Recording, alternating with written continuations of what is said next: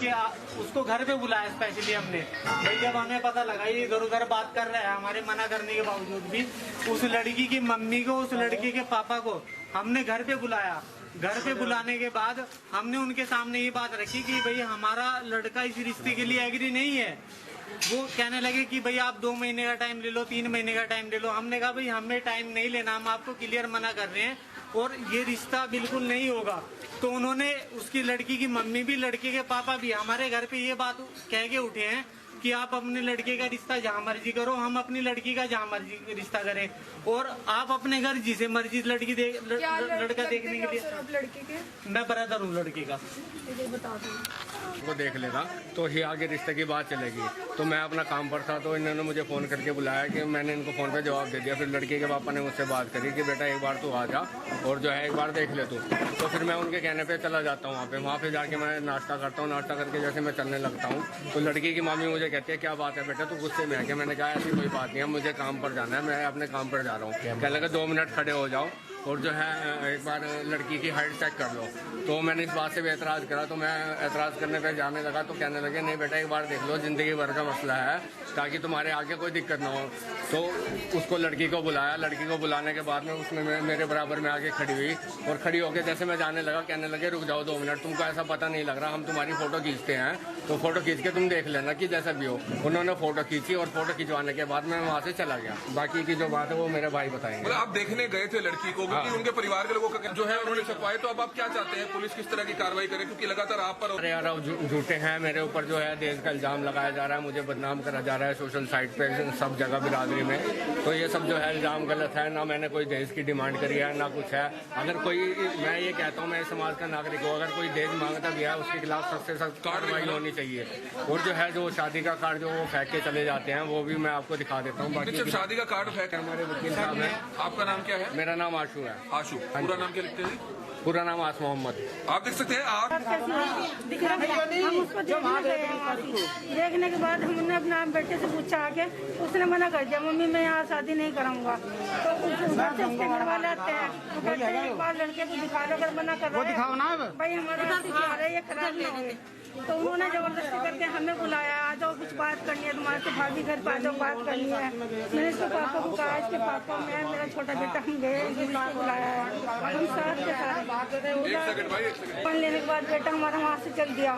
तो उसको यही बोला है बेटा क्यों नाराज हो तुम, क्या बात है? ऐसे उस लड़की को बुला के बिठा दी बेड के पास, बेटा देख ले इसको। तो ये कह के मैंने देख दिया, निकल गया वहाँ से। आशीर्वाद तो कहना है कि रिकॉर्डिंग है उनके पास, कुछ ऑडियो रिकॉर्डिंग से रिश्ता पक्का होने के बाद जो शादी की बात हुई, रिकॉर्डिंग वो देख सकते हैं। कोई रिकॉर्डिंग माता जी आपको लगता है कि आने के बाद हमने इनको साफ मना कर दिया था कि हमारा भाई इस रिश्ते के लिए नहीं मान रहा।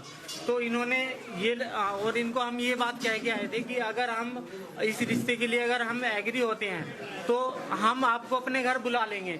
तो ये 3 आदमी, लड़की की मम्मी, लड़की के पापा और लड़की की मामी, बिना बताए हमारे घर पे आ जाते हैं। कौन थे, क्या नाम है उनके? नाम इरशाद, और लड़की की मम्मी का नाम मुझे पता नहीं, लड़की की मामी है आरजू, लड़की की मामी आरजू। वो तीनों आदमी हमारे घर आते हैं शाम के टाइम, और वहाँ पे आने के बाद वो ये बात रखते हैं कि भाई ये रिश्ता कर दो। हम उनको साफ मना करते हैं कि भाई हम ये रिश्ता नहीं कर सकते, हमारा लड़का नहीं मान रहा है। तो ये कहते हैं कि चलो एक बार लड़के को लड़की दिखा लो, लड़के ने लड़की नहीं देखी है।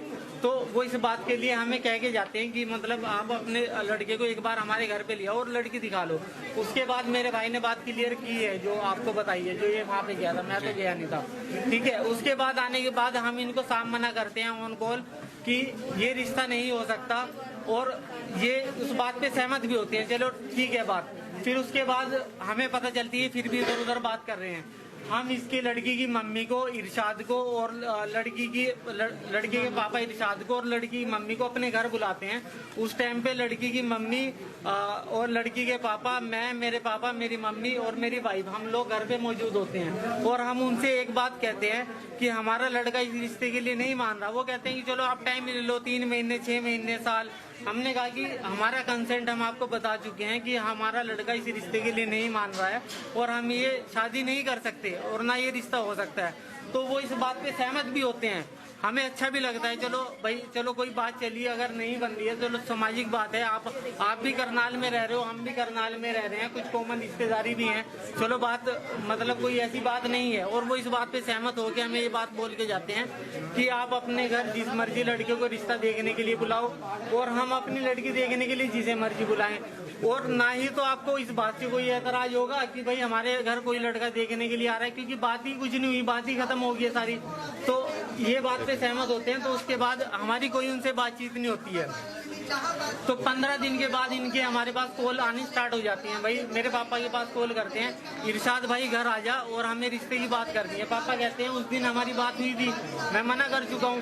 फिर 3 दिन बाद फिर कॉल आती है कि भाई इरशाद भाई घर आ जा, रिश्ते की बात करनी है। पापा कहते हैं तुझे मैंने फोन पे मना कर दिया है, घर बुला के मना कर दिया है, अब मैं वहाँ पे आगे करूँ क्या? अगर कोई और बात हो तो बताओ। लेकिन आप ये बताएं कि हिना मैंने पुलिस को दिए हुए हैं, मैंने कोर्ट में दिए हुए हैं, ये लोग आज तक जांच में शामिल नहीं हुए हैं। अगर हम गलत हैं तो इनको जांच अच्छी में बात है अगर आप बिल्कुल सही रहे। ऑन कॉल मेरे पास ऑन कॉल मेरे पास उनकी रिकॉर्डिंग भी अवेलेबल है। और उसके लड़की के पापा का मेरे पास कॉल आता है कि भाई ये ऐसे ऐसे करके तुम यहाँ पे घर पे आ जाओ, अपनी मम्मी को ले आओ और पापा को ले आओ। मैं उनसे बोलता हूँ मैं क्या बात अंकल जी? वो कहते हैं बेटे बात तो कुछ नहीं, हमें रिश्ते के बारे में ही बात करनी है। मैं उनको कहता हूँ मैं क्या आपको हमने फोन पे मना कर दिया, आपको घर बुला के मना कर दिया और आप उस दिन इस बात पे सहमत भी थे। तो ये तो दिल्ली बॉर्डर जाना